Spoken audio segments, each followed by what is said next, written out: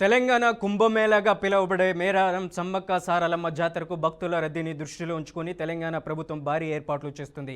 రవాణా శాఖ మంత్రి పొన్నం ప్రభాకర్ సిద్దిపేట జిల్లా హుస్నాబాద్ బస్ స్టేషన్లో మేడారం స్పెషల్ బస్సులను జెండా ఊపి లాంఛనంగా ప్రారంభించారు. ఈ సందర్భంగా భక్తుల సౌకర్యార్థం ప్రభుత్వం తీసుకుంటున్న పలు కీలక నిర్ణయాలను ఆయన వెల్లడించారు. జాతరకు వెళ్లే భక్తులకు ఎక్కడా రవాణా ఇబ్బందులు తలెత్తకుండా రాష్ట్ర వ్యాప్తంగా మొత్తం 4000 ఆర్టీసీ బస్సులను కేటాయించినట్లు మంత్రి పొన్నం ప్రభాకర్ తెలిపారు. ఒక హుస్నాబాద్ డిపో నుండి మేడారానికి 50 ప్రత్యేక బస్సులను నడుపుతున్నట్లు చెప్పారు.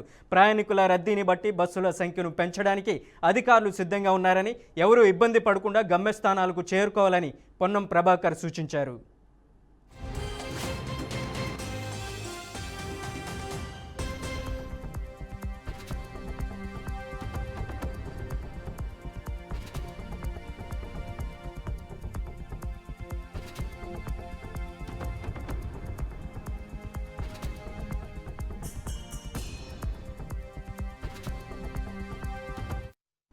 ఆర్టీసీ బస్సు ప్రయాణం అత్యంత సురక్షితమైనదని, ప్రైవేట్ వాహనాల కంటే ఆర్టీసీ బస్సులకు ఒక ప్రత్యేక సౌకర్యార్థం ఉందని మంత్రి వివరించారు.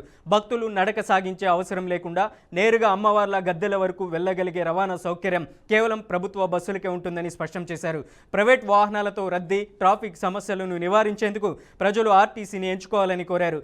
జాతరలో లక్షలాది మంది భక్తులు పాల్గొనే క్రమంలో చిన్నపిల్లలు తప్పిపోయే ప్రమాదం ఉంటుంది. దీనిని నివారించేందుకు పోలీస్ శాఖ, ఆర్టీసీ సంయుక్తంగా ఒక వినూత్న చర్య చేపట్టింది.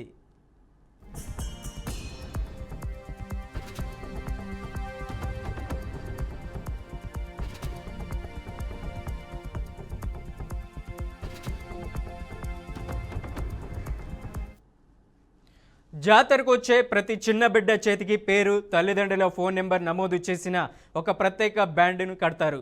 ఒకవేళ రద్దీలో పిల్లలు తప్పిపోయినా ఈ బ్యాండ్ ఆధారంగా వారిని వెంటనే తల్లిదండ్రుల వద్దకు చేర్చడానికి వీలవుతుంది.